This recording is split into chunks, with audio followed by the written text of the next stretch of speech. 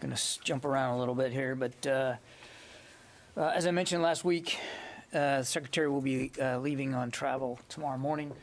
First stop is Brussels for the NATO Defense Ministerial. He looks forward to having another discussion to talk with our NATO allies about all the things we're doing as an alliance to bolster and support our deterrence capabilities on the eastern flank.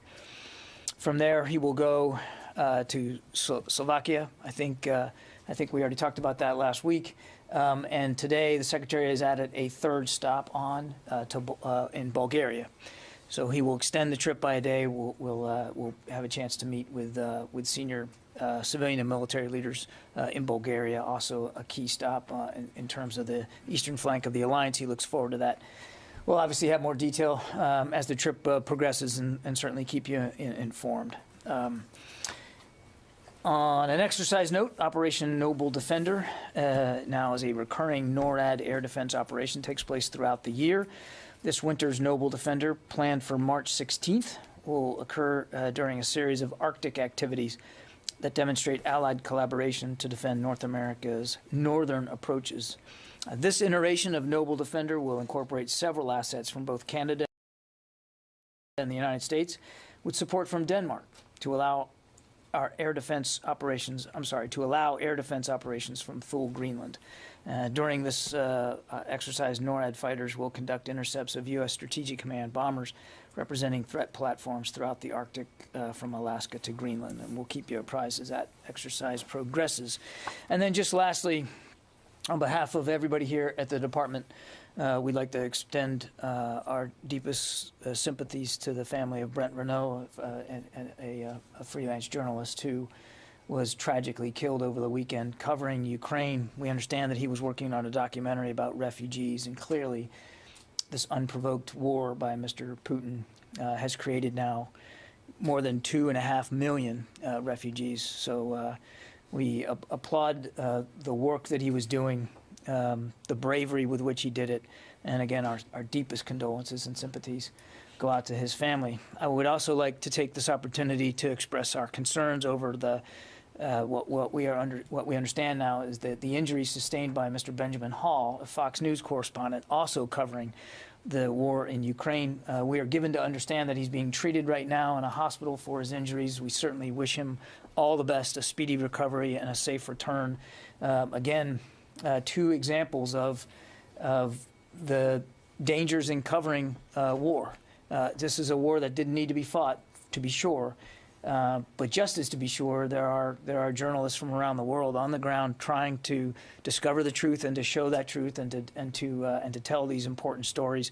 And again, our best go out to Mr. Hall, and certainly our deepest thoughts go to his family, as I'm sure they are worried about him and his well-being. But again, we're thinking about him. And with that, we'll start taking questions. Let's see, where's my AP guy? Lita, you're on the phone. Yep, I'm here. Thanks, John. Can you talk a little bit about the strikes on Yahoo the other day?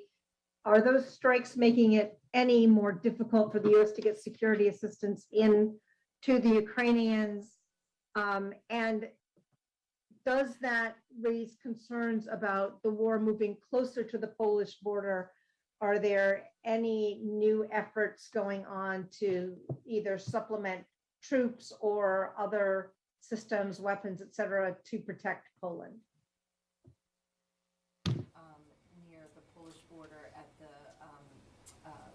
Yahoo. So again, without getting into too much tactical detail, Jen, I mean, this was clearly a Russian airstrike. Our understanding is that these were cruise missiles fired from aircraft long range on the Yahoo training facility there in western Ukraine. I can assure you that there were no U.S. military personnel there at that training facility. That's where the Florida National Guard had been doing their training before they left a few weeks ago. No U.S. contractors there, no U.S. civilians, no U.S. government personnel there at all. As for the damage done, we know that several structures were hit. we don't have a perfect picture of what the damage was done or how much gear or equipment was hit and with what effect. But as we've said before, this is now the third significant strike in Western Ukraine. It certainly appears as if the Russians are broadening their target set. And were NATO weapon shipments going through that location? Is that why it was being targeted? I can't speak for Russian targeting justification. That's really not always clear to us. But look, we've been very careful about not wanting to talk about the routes through which security assistance is getting to Ukraine, and I don't want to start by doing that today. I would just tell you that we have multiple routes to get security assistance into the hands of the Ukrainians. This was not one of them. But these Russian planes were in Russian airspace. They didn't cross into Ukraine? I'd rather not talk about specific air operations for the Russians. We know they were long-range strikes, cruise missiles, but beyond that, I think I'd demur. Yeah, Fadi. Thank you, John. So just follow up. Is this airstrike on Yavoriv, and I believe there was another town that was targeted as well. Do you have now indications that there are any efforts by the Russians to interfere with security assistance supplies and routes into Ukraine? Is that a concern now? Because so far, senior officials have been telling us that there were no indications of such an effort. Is the strike on the weekend kind of again? We're not looking at this strike as an effort to go after the delivery of security assistance to Ukraine. I'm not going to talk about all the modalities of how we're continuing to find ways to help Ukraine defend itself. I think you guys can understand that. And all I would tell you in answer to your question, your larger question, is that we're going to continue to get as much security assistance to the Ukrainians as fast as we can and in the most efficient, effective way. And there's lots of different ways that we're pursuing that. And I just don't think it's helpful, certainly not to Ukrainians, for us to be detailing that here from the podium. But on the efforts by the Russians have you seen any indications that they're trying now to interfere with these security? All I would tell you is that we continue to have ways to get stuff into the hands of the Ukrainians. And again, I'm just going to leave it at that. I'm not going to talk about Russian targeting and Russian operations. Yeah. Yes, thank you. To go back to this strike on Yavoriv, do you consider that as a turning point in the war? The fact that they start striking in the West, or do you consider that as just a signal to the West that we can do that if we want? I don't think we would reduce something like this to calling it a signal. I mean, they use multiple cruise missiles here. Clearly, they had their reasons for targeting that training facility, and it is a Ukrainian military training facility. I'll let them speak to their targeting justifications. As for a turning point, no, Sylvia, I wouldn't think that we would consider this or the other strikes in Western Ukraine as some sort of turning point. The Russians clearly are expanding some of their target sets. That's obvious just from the fact that over the last couple of days we've seen other targets hit in Ukraine. It doesn't change, I think, our general understanding that they continue to be frustrated by a very stiff Ukrainian resistance, and they are not making the kind of progress on the ground that we believe they thought they would be making by this point. Let me try Lita again, since we didn't make that work. Lita, are you there? Yep, I'm here. Sorry. Can you hear me? Can you hear me? Yep, I got you. Okay. I just want to expand a little bit on a couple of the questions. Is it getting difficult more broadly to get security assistance into Ukraine at all? And secondly, as the strike at Yavoriv moved, sort of got the fight closer to the Polish border. Are you hearing anything from Poland about requests for potentially more security assistance to them or more troops?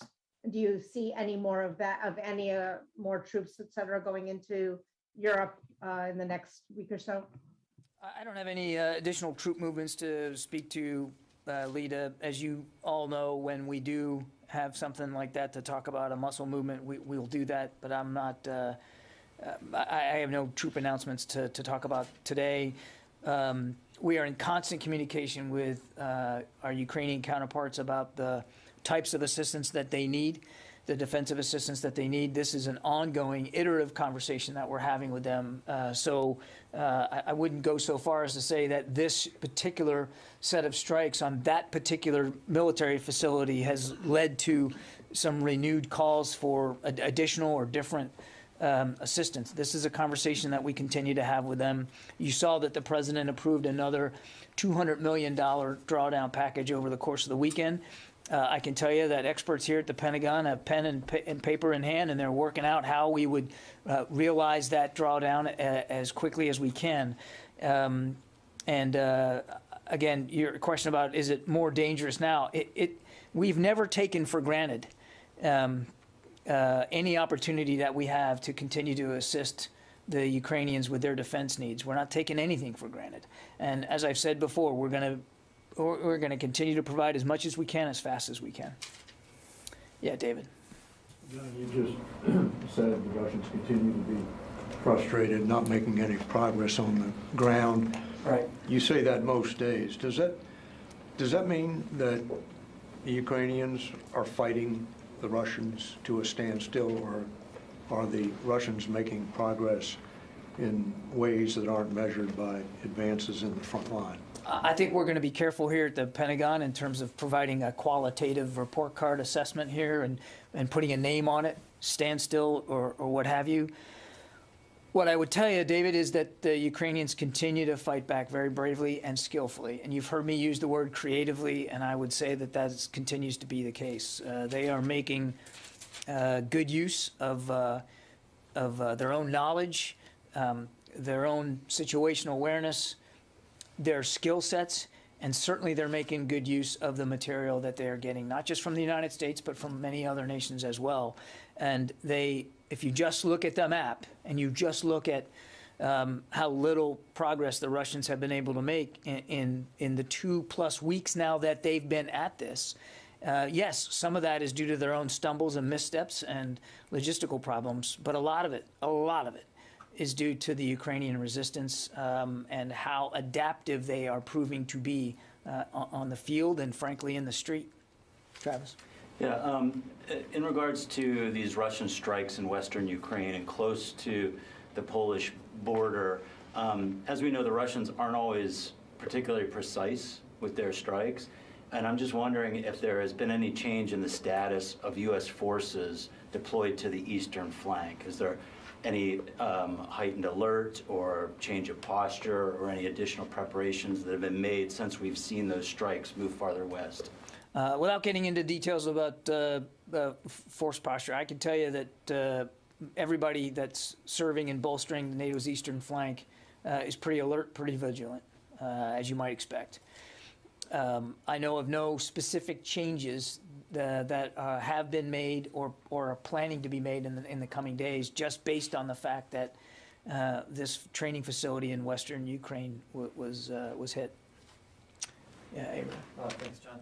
Two questions. One, when the U.S. publicly states what it will not do, like enforce a no-fly zone or the Polish MiG transfer, does that not harm Ukraine and give Putin carte blanche? And secondly, often you say that Russia does not have air superiority. However, if Russia's flying 200 sorties a day and Ukraine's flying 5 to 10 and can't fly its combat aircraft because Russia has complete SAM coverage, how is that not air superiority for Russia? I'm not going to get into the data metrics here with you. We still assess that Russia does not have air superiority over Ukraine and that the Ukrainians are defending their airspace ably. It doesn't mean that it's not contested, Abraham. Of course it is.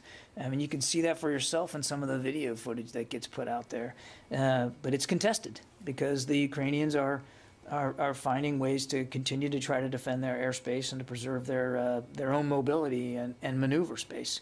I'm sorry, was there another? Sure. The first question about when DOD publicly states, when U.S. publicly states what it's not going to do, doesn't that harm Ukraine because it gives Putin a carte blanche? I think if you were to, well, I can't speak for Mr. Putin. I doubt Putin would after making as little progress as he has made in this unprovoked war of his, would be hard pressed to say that that somehow he's being aided by statements that we are making about what we will or we won't do. What I think is important, Abraham, is not just talking about things that we don't believe would be helpful because of the escalatory nature of it, such as a no-fly zone. But let's talk about what actually is happening. And I just talked a little bit about how hard the Ukrainians are fighting for their country. But we, too, are providing them and continue to do it over the course of the weekend. And now there's a new drawdown package, and we will continue to fill that out and send material to them in concert with their needs after talking to them about what those needs are as fast as we can and as effectively as we can. And it's not just the United States. 14 other nations are doing this. Bilaterally, of course, we're helping coordinate some of that security assistance. But they're making good use of it. So there's a lot being done. Thanks, John. Yeah. Yeah, Kelly. I was going to ask, just going back to the airstrike in the west, it's believed to be the closest Moscow has come yet to the Polish border. So what are you taking this as? Is this Putin testing the West in any way, and how are we kind of showing our response to that? Yeah, I think we just need to be, first of all, I don't have granularity on the Russian targeting process. They hit a Ukrainian military training facility. They also hit some airfields in the previous few days in western Ukraine. They are clearly expanding some of their target sets here. I can't get into their heads and to tell you exactly what was behind that target on that day with that many cruise missiles. I don't want to just reduce this to some sort of signaling. If Mr. Putin was trying to signal his displeasure about a strong, united NATO with this war of his, then he's failed because he's getting exactly what he says he doesn't want, a strong, united NATO on his western flank. Just over the last few days, we moved some Patriot batteries from Germany to Poland, and we're going to continue to look at potential repositioning if we need to defend NATO's eastern flank.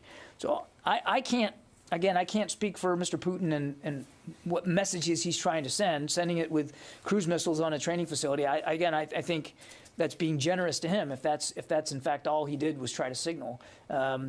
All he has done with that and everything else he's doing in Ukraine. And please, let's not get focused only on a weekend strike on a training facility. Look at the damage and the death he's causing in places like Kyiv and Kharkiv and Mariupol.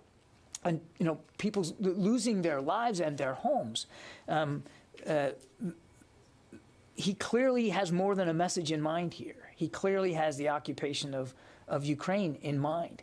And he also clearly has diplomatic options available to him that he is obviously not proving willing to take. Now, we have heard talks about talks, and we obviously would love to see them succeed, clearly. But there hasn't been much progress in that regard. So again, I want to be careful here that we're not reducing the kind of damage and death he's causing to some sort of message signaling. I think that's being way too generous to what the Kremlin's trying to do inside Ukraine. Carla Babb. Hey, John, thanks for doing this. Two quick questions. So Russia's deputy foreign minister actually warned over the weekend that Moscow would start firing on weapons shipments. So I was just, to follow up on some of these questions, without getting into intelligence, have you seen any indications that they are now trying, that they've shifted and are now trying to target weapons shipments? That's question number one. And then number two, on a different topic, because there is an AFRICOM CENTCOM hearing tomorrow. So on Africa, General Stephen Townsend, the head of U.S. Africa Command, has frequently said over 2 years now that they've been commuting to work. And he had told VOA that there were more effective and efficient ways in Somalia to carry out AFRICOM's mission, and that he had provided recommendations to the secretary. So has Secretary Austin made a decision on U.S. troops in Somalia? And can you please tell us what the delay has been? Thank you. I have no decisions on Somalia force presence to talk to you about, Carla, and if and when we do have decisions, we'll talk about it. You talk about a delay. I know of no delay. When we have something to speak to with force posture there or anywhere else, and we can do it, we will. Again, we're going to continue to flow security assistance to the Ukrainians as fast as we can and as nimbly as we can. All I can tell you is that as we stand here today, those shipments are getting into the hands of the Ukrainians, and we're going to keep looking for ways to make sure that continues. Tony Capaccio.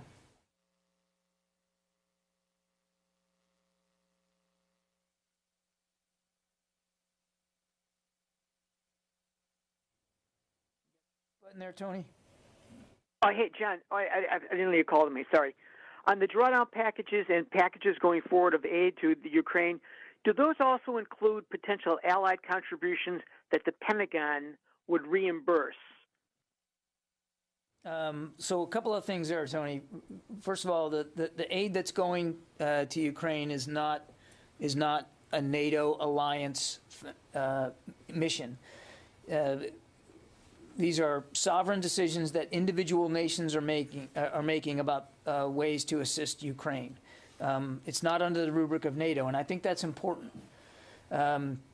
Number two, I know of no reimbursement plan for the kinds of security. These are decisions that individual nations are making to provide security assistance to Ukraine.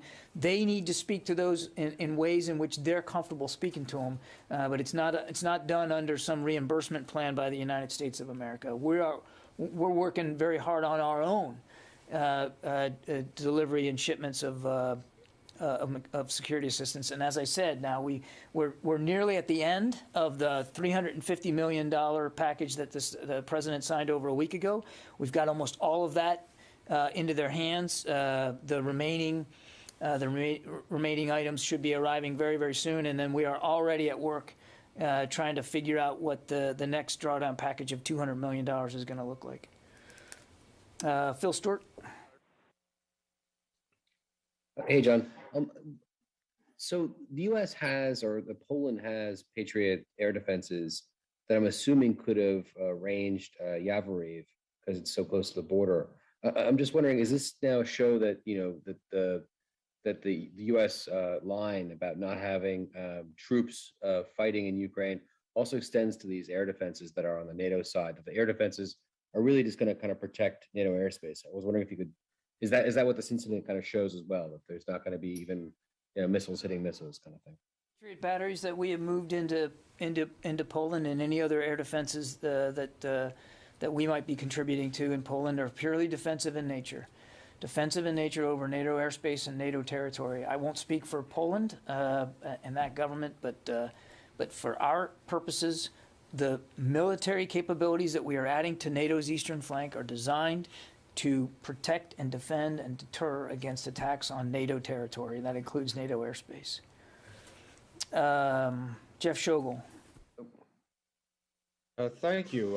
And I know you don't have perfect visibility over the situation in Ukraine, and you don't have visibility of what's going on in Vladimir Putin's head. But is the Defense Department seeing any indications that the Russians are intentionally targeting journalists in Ukraine? Jeff, I don't have evidence of that specifically. I certainly can't, in the case of these two individuals, speak to the circumstances surrounding that. So I can't. I don't have any indications that he's deliberately targeting journalists. But again, our admiration for the work that so many journalists are doing there in Ukraine. It's important work, and all of us stand to gain by the context, quite frankly, that that these journalists are bringing to light. Okay, last question. I think, yeah, go ahead, Kassim. On a separate topic, on Iraq, we see that Erbil was under attack yesterday, and then U.S. statement was saying that the U.S. was not the target, apparently, which suggests actually you know who was a target. Who was a target in Erbil I strike? would point you to what the IRGC said about who they were targeting. Yeah. I have a follow-up question on that. Obviously, IRGC said they were targeting Israeli strategic sites. We know that the Iranian foreign minister now is going to Russia tomorrow. Also, reports just came out from an Iranian affiliated hacker, an Iranian state media actually saying that Iran hacked the Israeli government website. IDF officials are at the Pentagon today. What did you discuss with them? Any concerns that they mentioned to you specifically? I don't have a readout of any discussions that we would have had with IDF. I'm not actually tracking meetings today with the IDF, so we'll take the question if there's something we can get back to you on. I don't know at what level this is. It certainly isn't at the secretary's level, so you're catching me a little bit unawares. So we'll take the question and we'll see if we can get back to you. Can I follow up on that? Yeah, go ahead. Did your defense systems in the airport in Erbil detect the incoming rockets? And then second question, Jake Sullivan yesterday said that they're in consultation with the Iraqi and the Kurdish government to provide them with some sort of defense capacities. Is that something that a conversation that has reached the Pentagon?